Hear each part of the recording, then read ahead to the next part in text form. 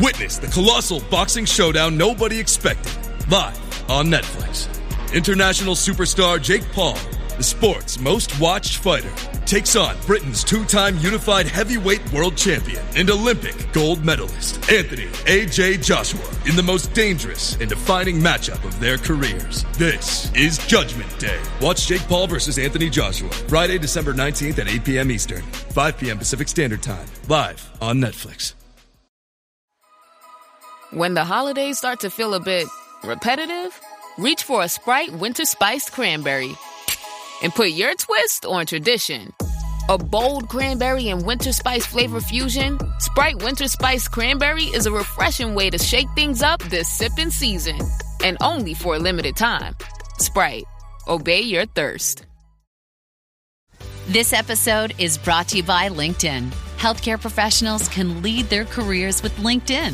Discover jobs by specialty, preferred shifts, and even desired salary. From mental health therapists to radiology technicians, it's now faster and easier for healthcare professionals to find the right fit. Learn more at linkedin.com/healthcare. Side effects may include faster job placement, improved work-life balance, and increased career satisfaction. Welcome to Wrestling with Heart, a podcast looking at pro wrestlers giving back to their community. Join me, Stanley Carr, as I interview wrestling's hottest names who use their platforms as entertainers to raise awareness and do community service.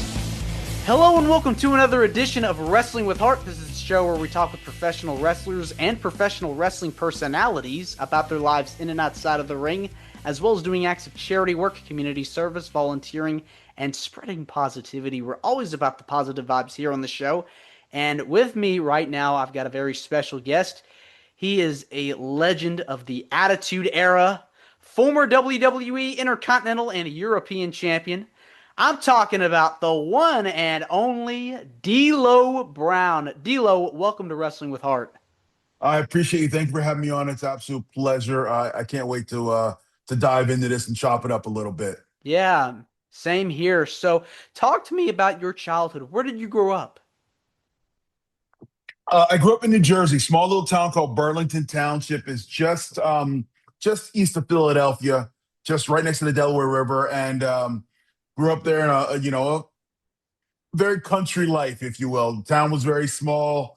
If I fast forward a little bit, my high school had 500 total people in it. That include teachers, janitors, custodial engineers, everybody. So very small town. Small town, okay. So get around just fine, go in your car, go to school, come home, work. Yeah, very simple life, the all-American life. It's just go out there, do everything you need to do, go play sports, and then fall in love with wrestling. That's all I had time for.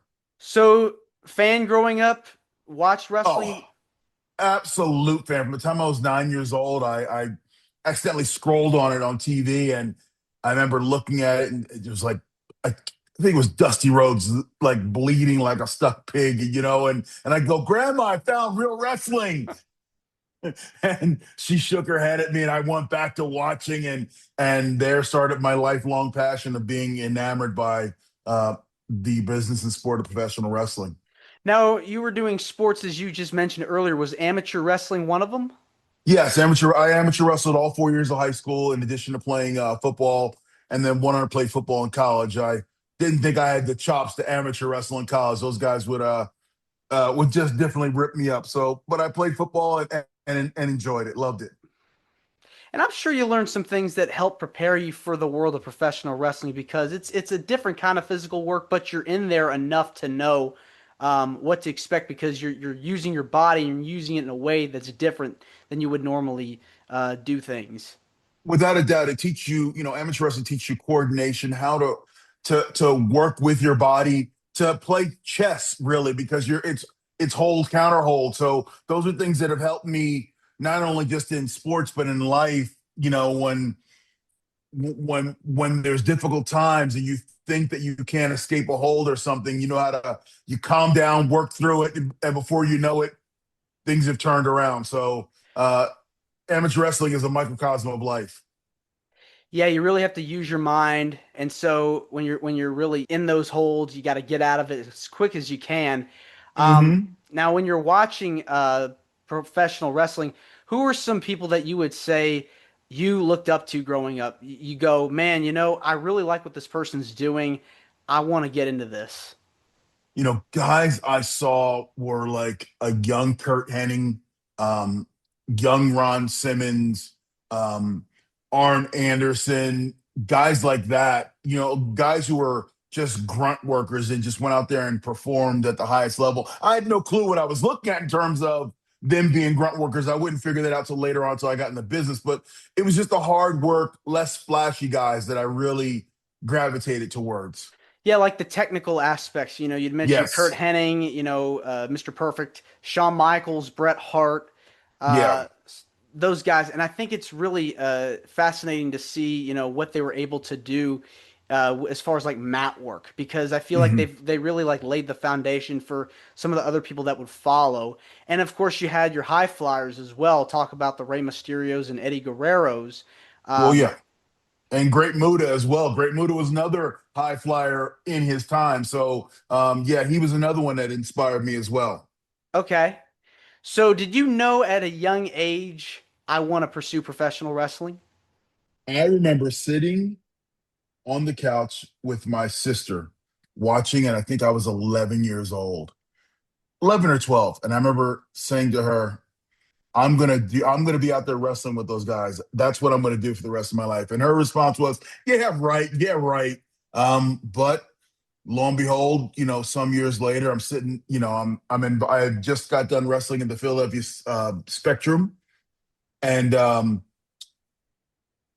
just did the show and got back and said to my sister, and she's like, you know what, you did it, didn't you? And I was like, yeah, I did. I told you I was going to, and I did it. Yeah, I mean, you caught the bug. And Yeah. Oh, yeah. once you know that you're passionate about this, you got to go for it. And so, wrestling school, I'd imagine with your experience and background with football and amateur wrestling, you were ready. You were ready to be, in the zone as far as training goes. And they Mhm. work you hard. It's not easy. No, wrestling school is more of a war of attrition. It's meant to chase people away, to weed down the people who actually want to be there. So it is not for the weak of heart. It's not for those who are easily pushed out of stuff. It shows, it builds your character, your grit, your determination. Um, Wrestling school really instilled a work ethic in me. And then I got lucky enough to be guys who were at my wrestling school while I was there were Balls Mahoney, Chris Candido, the Headbangers, Glenn and Chaz, they were there. So, I mean, I got to be around a lot of guys who had the same aspirational goals I had before they took off, and I was there as well. So I got to get some real good training from them. Anything in particular that you learned starting out that stuck with you during your time training?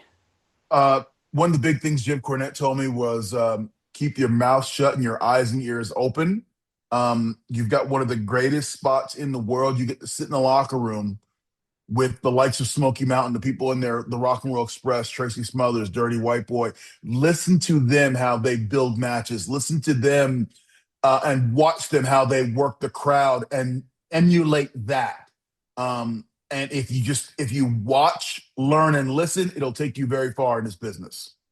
And there's a lot you can do too, just by watching and observing what's going on, because it'll Mhm. give you ideas on cool maneuvers you can do in the ring, or ideas that you may have for, a certain match down the line that you may want to do, and different creative ideas as far as character work. I mean, talk about like some of the cool characters we've seen in professional wrestling. You were a part of one of the most iconic factions of the Attitude Era in the Nation of Domination. Yes. People still talk about that to this day. Talk to me about how you got paired up with Ron Simmons and The Godfather, because Well, it started out with Jim. I gave Jim Cornette a call, and he had asked where I was, and I said I was down in Puerto Rico, and he goes, "Can you be in New York this Saturday night?" And I think it's like a Tuesday, and I was like, "Sure." And he goes, "Do you have a suit?" And I go, "Of course I do." And when I hung up the phone, I looked at my girlfriend and said, "Hun, I need to go get a suit because I don't have one, and he asked me if I had one. And that was the Shotgun Saturday Night debut where I got perma plunged on top the Lincoln by Ahmed Johnson. And it was because of that bump that Vince McMahon took notice of me and kept me coming around. Because if you go back to the Nation days, there was Savio, Crush, Farouk, and then there's Clarence Mason and a bunch of other guys standing behind him in suits and ties. Well, those were all Clarence Mason's fraternity brothers, and none of them were trained wrestlers. So you've got this group getting heat on the good guys, and the good guys can never get even with the bad guys. So they brought me in as that guy in the suit who could be bumped around a little bit and get even. And of course, it added Mark Henry as well, and yes, a little someone that went on to go and do bigger and better things. There's that guy. He did a couple things after wrestling. I really can't put my finger on it, but he did a couple things. Of course, we're talking about The Rock, Dwayne Johnson. When you talk about, being on the road for 300 days a year, you're with so many people up and down the road, meet friends and share these bonds, these common bonds, and really develop this camaraderie. And it seemed like watching back at some of the footage, you guys seemed to enjoy what you were doing with the segments that the Nation had. And that is the understatement of the word. We truly enjoyed doing it because off camera, we were all friends. So what better place than to go have fun on camera with guys you already love being around, and so it was just an extension of what we were doing in the car or what we would joke about at the hotels. We got to then go do it on TV as a group together. So when you say you can see us having fun, it was the greatest time of our lives, and we all enjoyed it, and we got to do it standing next to our best friends. Did you have any fun stories, any fun road stories you might want to share, a little anecdote or two? I'll give you one. I remember when Taka Michinoku first came to the WWE. His English wasn't that great.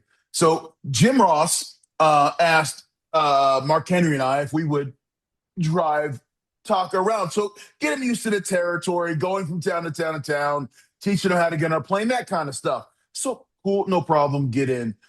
This one particular time, we got a big old van because we were in Columbus. We had to do that showdown in Wheeling, West Virginia, I think it was. And so it's about a 200-mile drive. And so we had this big van. In the van was myself, Mark Henry, Brian Christopher, all of Kai and Tai, okay? Mm-hmm. So Taka is laying down in the van, and he's sleeping. And on the way back, there's this one rest stop about halfway, and there's a McDonald's, a Burger King. And so Mark goes, hey, we're coming up on the rest stop. And I go, hey, Taka, what do you want to eat? And at this point, Taka hadn't really, doesn't speak in English. He looks up and goes, McDonald's, Burger King, it doesn't matter. And then he puts his head back down. And then he puts his head back up and he goes, McDonald's, Burger King. And right then, Mark and I, bro, you just blew it. You speak perfect English. You are just, and right then he goes, I'm sorry. My trainer had said, don't tell anybody I speak English. And from that point forward, even in the locker, he'd be like, oh, Taka, speak English. And for the longest time, no one thought he could speak English. Taka, talk to him. And Taka would go. Because even then, he was keeping the secret. But in the car, he talked just like you and I are talking right now. Yeah, I mean, it's just those moments like you're around all these people like yourselves and Kai and Tai and DX and all these different factions. We're so over, man. The energy levels were crazy back then too, because you had so many people watching Monday Night Raw during the 90s and early 2000s. We got to talk about your entrance music. I had Gangrel on the show a while back, and we're talking about the vampire gimmick and his cool entrance with that. But you had such an incredible entrance as well, the entrance music and the head shake. Talk about that a little bit, your first reactions to hearing your entrance music for the first time, as well as coming up with your signature head bobbing maneuvers. Well, I will tell you, I give all the credit to Jim Johnston. He is a musical genius. He has this uncanny way of just watching you walk to the ring and watch your entrance and then creating a beat and a rhythm. He had asked me to bring him a couple samples of music that I liked that was contemporary on the radio then to get an idea of beats and tones that I like. And then he's sitting there and he's just shaking his head. He looks at me, he goes, hold on a second. And just quickly he does something on the computer and he goes, what do you think about this? And he created a track. And I'm like, oh, that's awesome. Just a little sample of it. He goes, okay. I need you to say a couple things in the microphone. And that's when I laughed and I looking at the real, whatever that. And he goes, okay, cool. He goes, I'll have this ready for you in a couple days.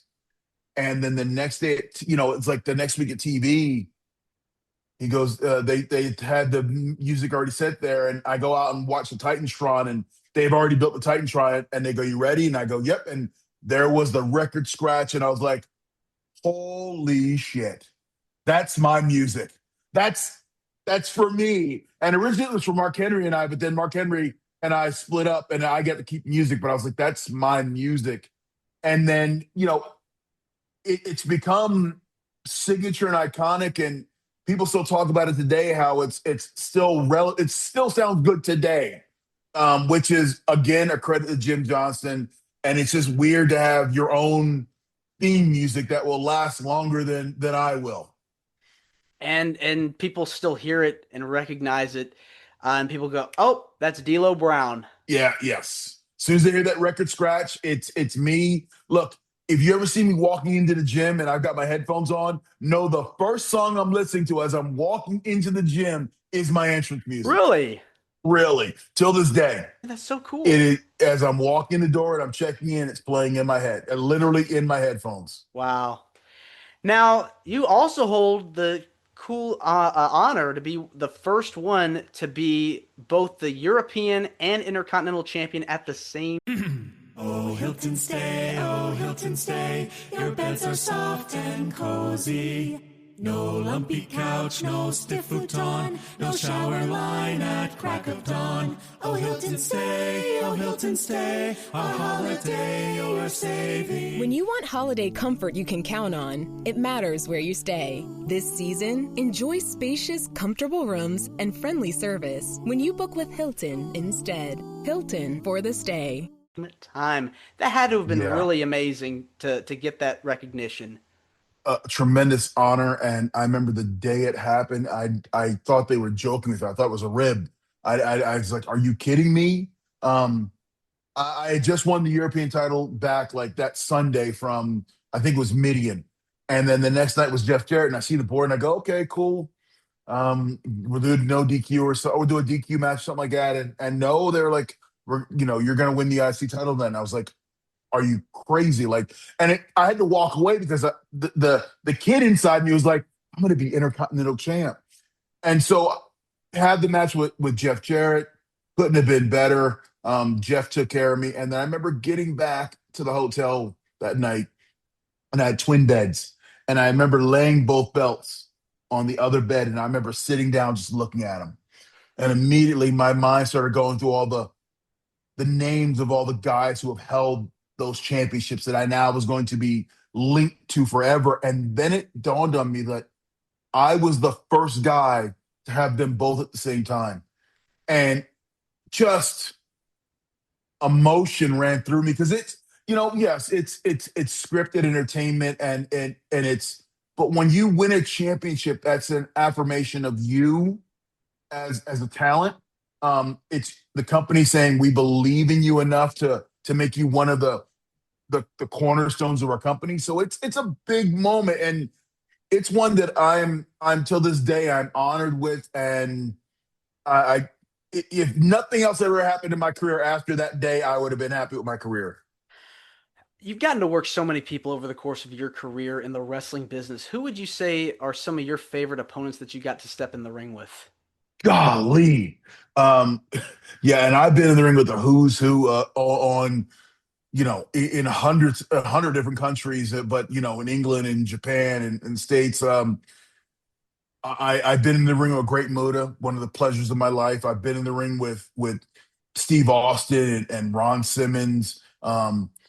Been in the ring with Kawada and Kobashi and Misawa.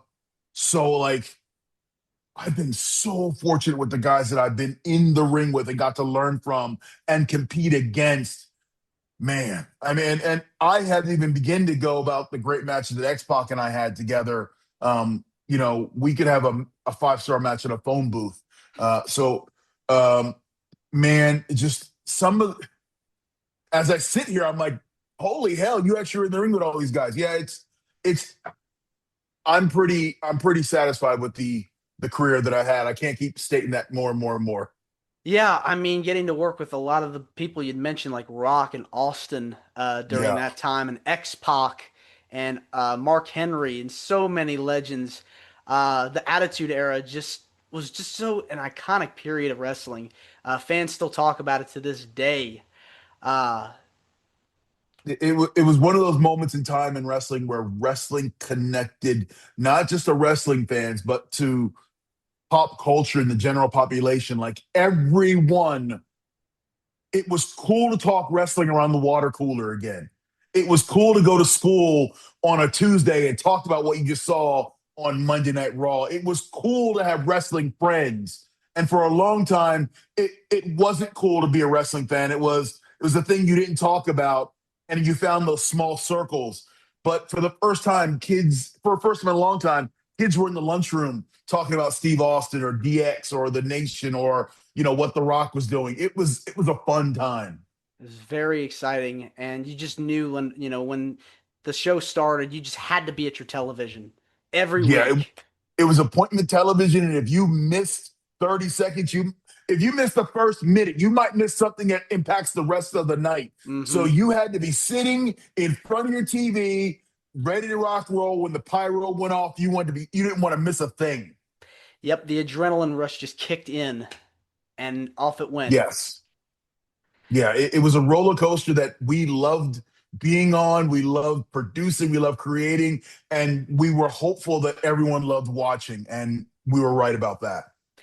Now, I want to switch gears and talk about some of the stuff you've done outside of wrestling as far as charity work. I know you've been involved with doing a lot of different things in your community. Hmm. What kind of things have you done over the years to help out in your community?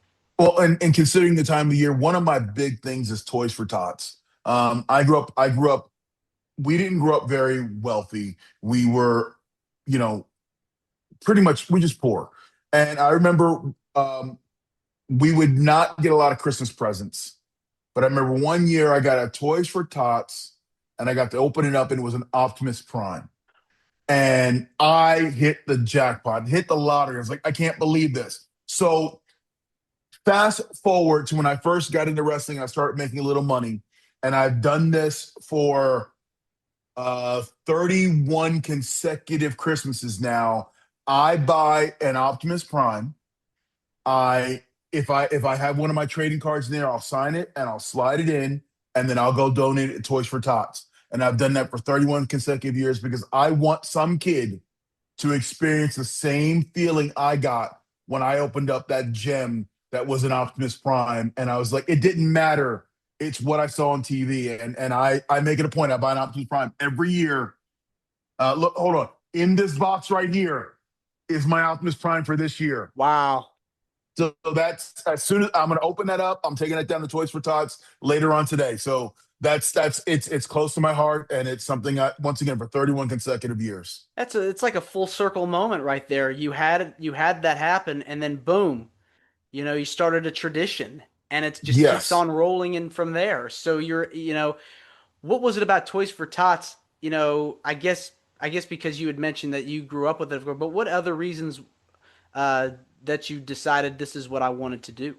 because I knew they were the ones that I got a Christmas present from, and it was through the generosity and kindness of others, people who didn't even know me, didn't were anonymous, that they donated these toys, and it was all about expressly to make a child happy. And so I just wanted to give that same feeling to some kids somewhere, wherever I was. So it's what I do. It's what I'll continue to do. And it's just near and dear to my heart. Was there a particular event that you were a part of, whether it was with Toys for Tots or another charity organization that you got to help out with that was very heartwarming for you? I did a few celebrity softball games for breast cancer awareness because my mother passed away from cancer. So these are things that they connect with me and they resonate with me. I never ever like to broadcast my charity work. I just like to do because I think when you're doing something out of the kindness of your heart, the only affirmation you need is from your heart telling you you did good. I don't need someone to pat me on my back telling me I did a good job for that. It's just what we do. So um, I hope everyone in this season of giving now, that is the holiday season. I hope everyone finds it in their heart to give to those who are less fortunate to them because you never know that that kid, that family, that battered housewife who's in trouble, that one little simple gift you give could redirect the course of their lives. And you just don't know much impact it has or could have on them. Yeah, I like what you said there because you never know what somebody's going through, and it Hmm. does create an impact, to be able to make someone's day, brighten their day up, even with just a simple hello, how are you? It just Yeah, kindness really goes absolutely. a long way. It really does. Yeah, and you put it eloquently. When we walk past hundreds of people, thousands of people every day, and we have no clue what their story is, what they're going through, what their struggle is. So be kind to others and treat others as you want to be treated, and I think this world will be a lot better place. Exactly. On another note, like when you go to these conventions and signings, there was one year I think I saw you at a WrestleCade or WrestleCon, and I saw that you had a lot of people coming up to you and a lot of people walk up to you. I mean, it has to feel good inside to know that these people remember you and have these fond memories of your career.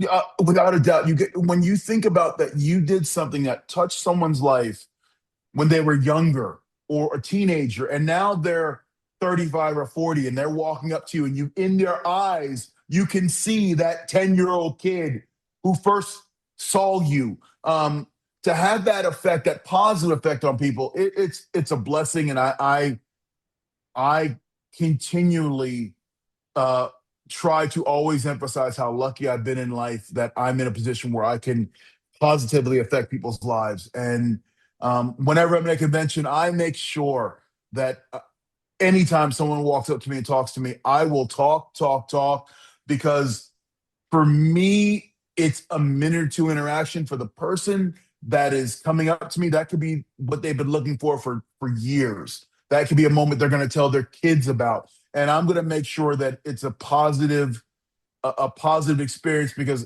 in been said many times, people don't care what you say or do. It's how you make them feel that they remember forever. And I want them to have a positive experience whenever they're around me. It's all about making memories. It really Mhm. is. And it just Absolutely. and it's something that they'll treasure forever. Yes, without a doubt. And if I can continue making memories for anyone who comes up to see me, and at the same time, it's memories for me because I get to see this smiling face or these bright eyes. I never forget that. That makes it all worthwhile. Not to mention, reconnecting with old faces you haven't seen, familiar Yeah. faces, uh, some you hadn't seen in years. Yeah, when you're around, particularly like when it's the boys and you get this, I haven't seen you in 5 or 6 years, but the cool thing about wrestlers is, and you've probably heard this before, is I can be your friend and not talk to you for 10 years. And when we see each other, we hug and we pick up the conversation like we started talking 5 minutes ago. And we just go, go, go, go, go. And it might be another 5 years, but the conversation picks right back up again. So it is that's the added bonus of going to these conventions is getting to see the guys that I was on the road with for 300 days a year that I haven't seen in some time, and to reconnect with them and to catch up with what's going on with their lives. So it's these conventions are twofold, but they're all benefits. Was there a particular one or story that you might have of someone you hadn't seen in a long time and it was like magic the first time you'd seen them in years? I remember being at, I think it was WrestleCade. It might have been, it was when WrestleMania was in Orlando. And I'm doing a signing, and then I hear that Edge is like in the box right next to me. And I hadn't seen him in forever. So I go, excuse me 1 second. I get up and I walk into his room, into his booth, and walk right up and hug him like I've missed him. And we were like, it's that love story where two people come running together, hug each other, and just hugged him and told him how much I missed him, how much I loved him. And to hear that come right back from him, those are the stories and memories that I hold on to long after the crowd stopped cheering and long after I'm not signing any autographs. Those are the moments I'll remember. It's that brotherhood, sisterhood, man, that camaraderie, Yes. as we talked about earlier, getting the chance to be around these people and getting the chance to have those moments last a lifetime and have stories to share that, from the times you missed out on, but you're catching up. So that's so cool that you got that chance to reconnect with Edge.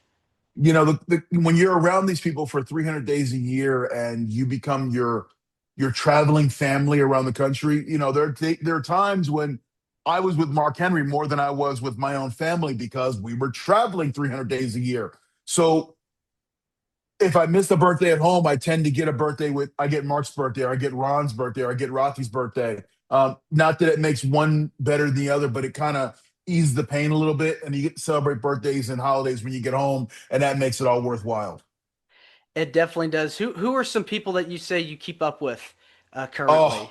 I can tell you right now, we still have a whole text chat group with the whole nation. So we text regularly and just about anything. I'll talk to Ron Simmons about Florida State football. I'll talk to Godfather about what strain of weed I should try. I talked to Mark Henry about, where we should go to eat and what's the best restaurants in Austin. So it's cool to have that chat group, just hanging out with the boys. And then there's most of the guys I talk to on the regular. I still talk to, Bull Buchanan and I've chatted with X-Pac. I can't even, there are guys you just shoot off and chop it up with. And it's cool to have that brotherhood. They're lifelong friends that I made 30 years ago that I'll have 30 years from now. Yeah, I mean, it's so amazing to have people you're still in touch with and to have those memories still, live on and create new ones as we're talking about.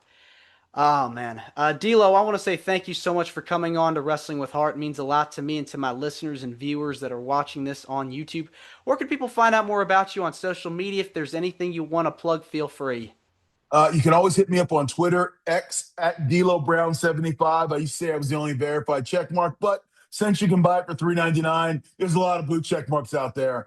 You can hit me up on Instagram at DLoBrownLFC, and I'll talk Liverpool football, Chicago Bears, and all things wrestling. If you ever need to know where I'm going, where I'm going to be, that's the easiest place to find out. All right. Well, thanks again, D'Lo, and you're more than welcome to come back. I appreciate it. Thank you for having me on, and I appreciate the invitation. I definitely will come back. Thank you so much. Absolutely. Take care. Appreciate you. Bye-bye. This is Wrestling with Heart. I hope you found this podcast to be informative and entertaining. If you did, please hit the subscribe button and look out for the next edition.